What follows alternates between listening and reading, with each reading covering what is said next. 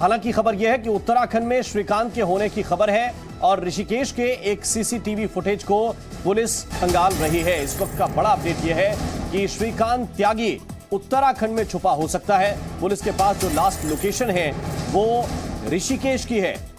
सूत्र यह बता रहे हैं कि ऋषिकेश में श्रीकांत को देखा गया है। अब सीसीटीवी के जरिए सटीक लोकेशन की तलाश की जा रही है कि आखिर श्रीकांत त्यागी कहां पर छुपा हुआ है। जो लास्ट लोकेशन आई है वो ऋषिकेश की आई है और पुलिस की टीम ने वहां भी दबिश दी है। उत्तराखंड पुलिस की मदद भी उत्तर प्रदेश की पुलिस ले रही है और उत्तराखंड पुलिस के साथ मिलकर श्रीकांत त्यागी को पकड़ने की कोशिश की जा रही है, गिरफ्तार करने की कोशिश की जा रही है। ऋषिकेश में एक सीसीटीवी फुटेज में जानकारी ये मिल रही है कि श्रीकांत को देखा गया है और इसके बाद सीसीटीवी के जरिए सटीक लोकेशन की तलाश पुलिस कर रही है और दावा किया जा रहा है कि जल्द से जल्द श्रीकांत त्यागी को गिरफ्तार भी कर लिया जाएगा। इससे पहले श्रीकांत त्यागी के उस अवैध निर्माण पर जिसको लेकर विवाद हुआ था, जिस अवैध कब्जे को लेकर विवाद शुरू हुआ था, उसे गिरा दिया गया है। तो लगातार आपको यह बता रहे हैं कि कैसे ये कार्रवाई हो रही है, कैसे सोसाइटी के लोगों ने रात में हंगामा किया, क्योंकि वहां पर पता चला कि कुछ ऐसे लोग जो अवांछनीय हैं, कुछ ऐसे लोग जो सोसाइटी में नहीं होने चाहिए, वो जबरन घुसने की कोशिश कर रहे थे। इसके बाद पुलिस वहां पर पहुंची, सोसाइटी वालों ने विरोध प्रदर्शन भी किया और इसके बाद सुबह सुबह नोएडा अथॉरिटी का बुलडोजर पहुंच गया और नोएडा अथॉरिटी के बुलडोजर ने अवैध कब्जे पर कार्रवाई करते हुए उसे ध्वस्त कर दिया।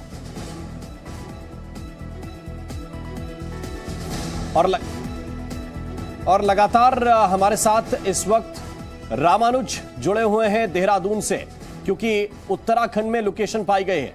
हमारे साथ इस वक्त राजू राज भी हैं, आदित्य प्रताप सिंह भी हैं, साथ ही भारतीय जनता पार्टी के प्रवक्ता राकेश त्रिपाठी साहब इस वक्त हमारे साथ जुड़े हुए हैं। अजय वर्मा जी हमारे साथ जुड़े हुए हैं, कांग्रेस पार्टी के प्रवक्ता हैं, और सुनील साजन जी इस वक्त हमारे साथ जुड़े हुए हैं जो प्रवक्ता हैं समाजवादी पार्टी के। तीनों के पास हम चलेंगे, लेकिन पहले रामानुज के पास चलते हैं क्योंकि उत्तराखंड से यह खबर मिल रही है।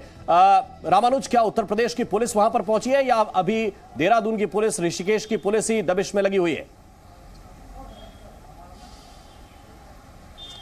देखिए, सबसे पहले आपको ये बता दें कि राजधानी देहरादून के एसएसपी दिलीप कुंवर से यूपी पुलिस ने संपर्क किया था और उसमें उन्होंने, यानी कि यूपी पुलिस ने ये कहा कि एक वांछित की गिरफ्तारी की लोकेशन के लिए आपकी मदद चाहिए। एसएसपी ने जी मीडिया से बातचीत करते हुए टेलीफोन पे ये बताया कि यूपी पुलिस ने उनसे संपर्क किया है और जिस आरोपी की तलाश यूपी पुलिस कर रही है, यानी कि श्रीकांत त्यागी की, उसकी जो लोकेशन है वो पहले हरिद्वार और फिर इसके बाद में ऋषिकेश। और आपको ये भी बता दें क्योंकि ऋषिकेश देहरादून का ही एक पार्ट है और एक इलाका है, ऐसे में एसएसपी देहरादून की ही मॉनिटरिंग ऋषिकेश में भी हो रही है। तो माना जा रहा है कि यूपी पुलिस और उत्तराखंड पुलिस दोनों पुलिस ज्वाइंट ऑपरेशन के तहत काम करके और आरोपी श्रीकांत त्यागी को गिरफ्तार कर सकती है। यानी कि ये बात साफ हो चुकी है कि अगर श्रीकांत त्यागी चाहे वो हरिद्वार या देहरादून के ऋषिकेश के इलाके में है तो उसे कभी भी गिरफ्तार किया जा सकता है। इस तरह से पुलिस की तरफ से फिलहाल संकेत मिल रहे हैं, पुलिस के संकेत मिल रहे हैं और दोनों पुलिस अगर एक साथ मिलकर काम करेंगी तो स्वाभाविक है कि कार्रवाई जल्दी होगी। इस वक्त राजू राज भी हमारे साथ जुड़े हुए हैं। राजू, जहां पर कार्रवाई हुई है, अब सोसाइटी वालों में थोड़ा बहुत संतोष है कि कार्रवाई हो रही है, चाहे किसी पार्टी का नेता हो? देखिए, निश्चित तौर पर एक जो संदेश और एक मैसेज जो जाना चाहिए था वो निश्चित तौर पर गया है, क्योंकि भारतीय जनता पार्टी के तरफ से बताया गया था, जब ये मामला सामने आया था महिला के साथ बदसलूकी का, तो ये कहा जा गया था कि ये भारतीय जनता पार्टी का नेता है और वो उसकी वजह से उस पर खिलाफ कार्रवाई नहीं होगी। लेकिन आज सुबह यहाँ पर अथॉरिटी का बुलडोजर आया और इस तरीके से जो यहाँ पर जो कार्रवाई हुई है, निश्चित तौर पर आपको समझना होगा कि चाहे वो किसी पार्टी का नेता हो, कितना बड़ा रसूखदार आदमी क्यों नहीं हो, अगर उसके खिलाफ कार्रवाई होती है तो उसकी ये तस्वीर और ये बानगी आपको देखने को मिलेगी। हालांकि कुछ देर पहले कुछ महिलाओं ने या भी एक प्रेस कॉन्फ्रेंस की और प्रेस कॉन्फ्रेंस के जरिए ये बताने की जरूर कोशिश की कि कार्रवाई तो हुई है, लेकिन इसकी शिकायत अथॉरिटी को 3 साल पहले दी गई थी, लेकिन उस समय वो कार्रवाई नहीं हुई। और आज जब श्रीकांत के खिलाफ एक्शन लिया गया, पुलिस एक्शन में आई और उसके पहले साथियों को गिरफ्तार किया गया, और उसके बाद आज अथॉरिटी का बुलडोजर आया और इस अवैध जो निर्माण किया गया था उस पर बुलडोजर चला, इससे खुशी है। लेकिन अभी भी महिलाएं सुरक्षा को लेकर आश्वस्त है और जल्द से जल्द श्रीकांत की गिरफ्तारी के लेकर मांग कर रहे हैं कि जल्द से जल्द उसे गिरफ्तार किया जाए, क्योंकि वो काफी रसूखदार व्यक्ति था। बिल्कुल, रात में भी आदित्य प्रताप हमारे साथ जुड़े और आदित्य, रात में भी कुछ लोग यहां पहुंचे थे। क्या सोसाइटी वाले ये कह रहे हैं कि अब पुलिस का सपोर्ट उन्हें मिल रहा है? क्योंकि रात में इसी बात को लेकर नारेबाजी हुई, लोगों ने विरोध जताया कि इतना बड़ा मुद्दा है, इसके बावजूद पुलिस प्रोटेक्शन नहीं मिल रही।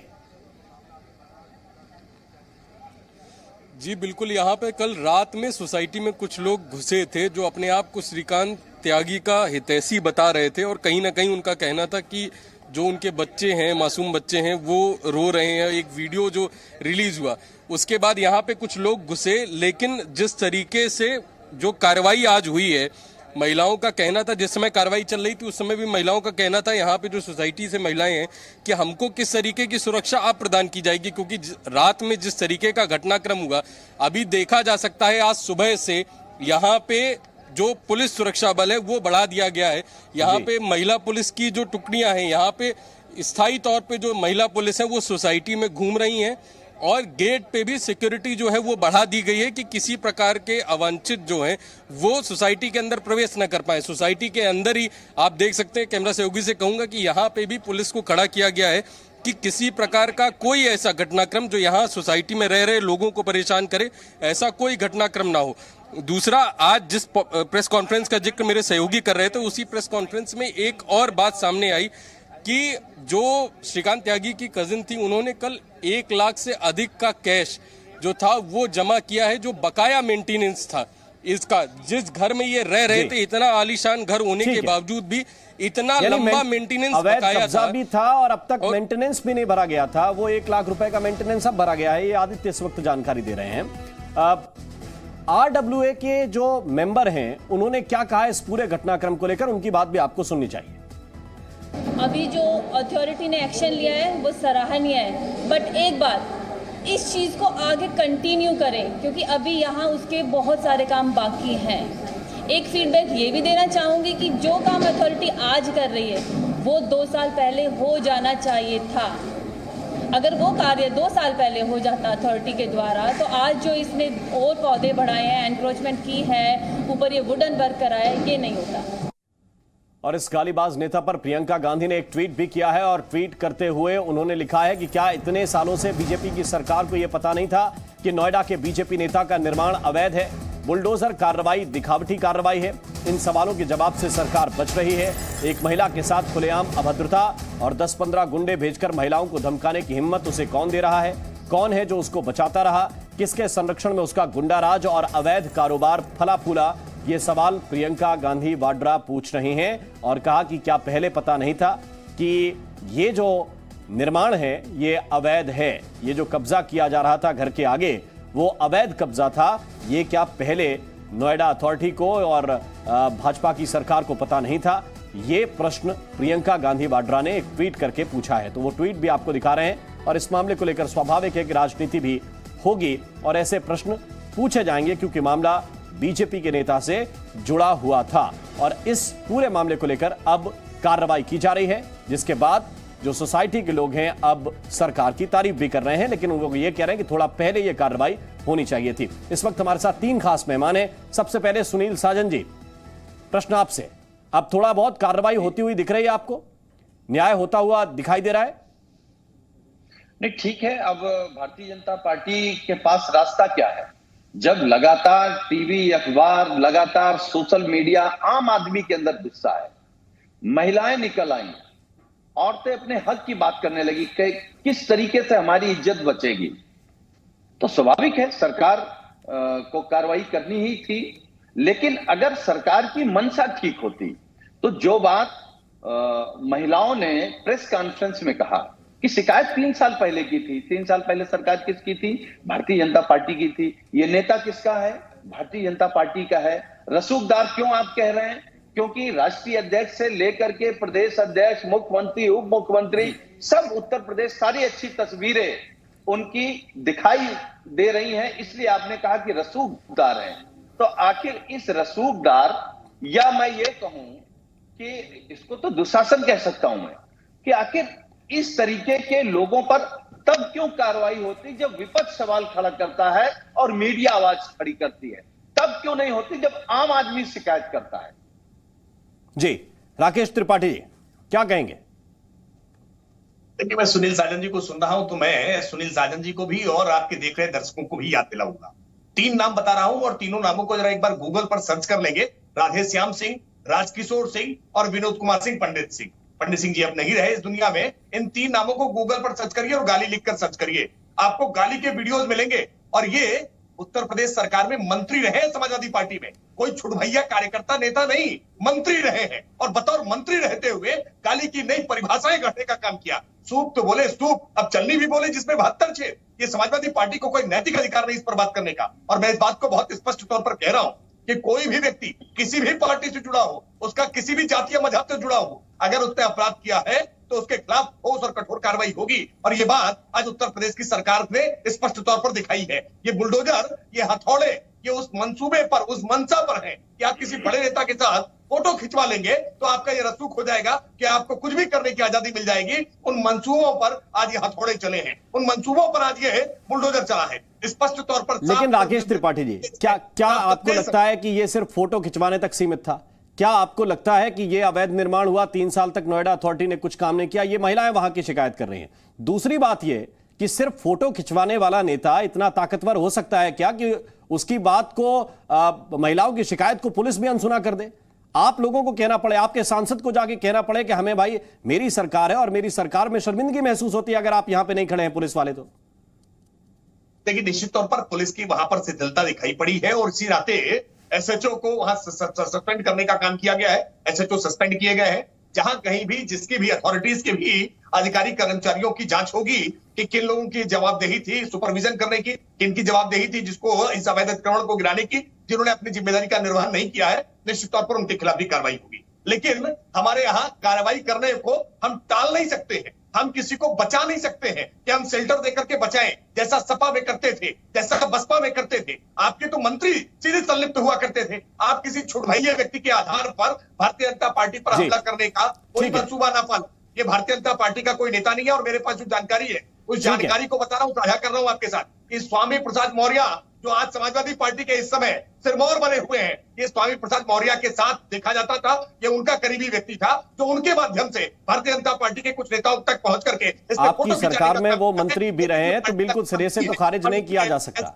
ठीक है, अजय वर्मा जी आपको रिस्पॉन्ड करना चाहता है। अजय जी देखिए, नहीं मैं रिस्पॉन्ड तो इनको भी करूंगा, इनके झूठ को भी करूंगा। और संबित पात्रा जो बीजेपी के नेता हैं वो देश से और देश की महिलाओं से माफी मांगे। ये महिला विरोधी सरकार है। 27/8/2018 को राष्ट्रीय कार्यकारी प्रभारी और कार्यालय प्रभारी श्री सुधीर त्यागी, किसान cell Bharatiya Janata party, Google पे डाल के देख ले, एक लेटर जारी करा 21 लोगों का।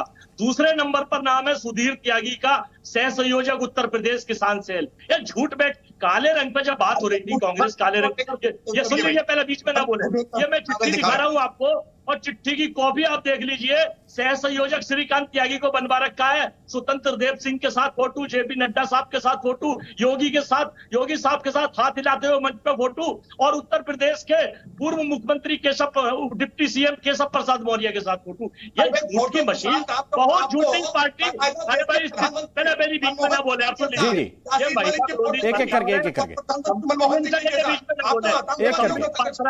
झूठ बोला, अब ये झूठ की मशीन अब आप दूसरी चीज लीजिए। अगर वो कांग्रेस का नेता होता, भाजपा का होता, किसी भी पार्टी का नेता होता, प्रभावी कार्रवाई करने में नहीं हटने वाले सरकार। ये आप महिला विरोधी आपकी सोच है। अब दूसरी सुन लीजिए। राम जी ये कहते हैं हमारा सुशासन है और अपराधियों को हम देते हैं। ये नोएडा पुलिस ने चलो 3 साल बाद जागा, नोएडा अथॉरिटी 3 साल बाद जागा कार्यवाही करी। ऐसी कार्यवाही अपराधियों का मनोबल और हौसले तोड़ दिए, इसमें कोई दो राय नहीं है।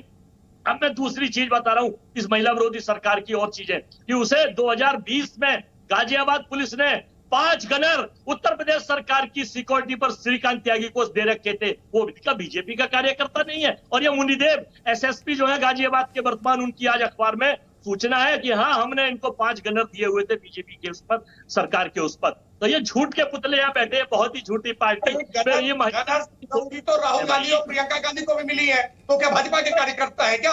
जनरल सिक्योरिटी तो अखिलेश यादव जी को भी मिली हुई है, तो क्या वो भाजपा का कार्यकर्ता है क्या? मैं भारतीय जनता पार्टी का प्रवक्ता हूँ, मेरे पास तो कोई सिक्योरिटी जनरल नहीं है, तो क्या मैं भाजपा का प्रवक्ता नहीं हूँ क्या? ये कैसे कुतर्क लेकर के सामने आ जाते हैं? यहाँ बैठ के झूठ बोल रहे हैं नेशनल चैनलों पर, पूरा देश आपके खिलाफ है और आपकी सोच और नीति और नियत और आपकी चरित्र जो कहते हो कि रेप करने के बाद हत्या इसलिए हो रही है क्योंकि निर्भया के बाद। ठीक है, अभी लौट के आते हैं। सुनील साजन जी आपको रिस्पॉन्ड करना चाहते हैं, सुनील साजन जी के पास हम चलेंगे। हमारे सभी सहयोगी भी हमारे साथ बने हुए हैं, आप तीनों भी हमारे साथ बने रहिए। वक्त एक छोटे से ब्रेक का है, तुरंत हाजिर हो रहे हैं।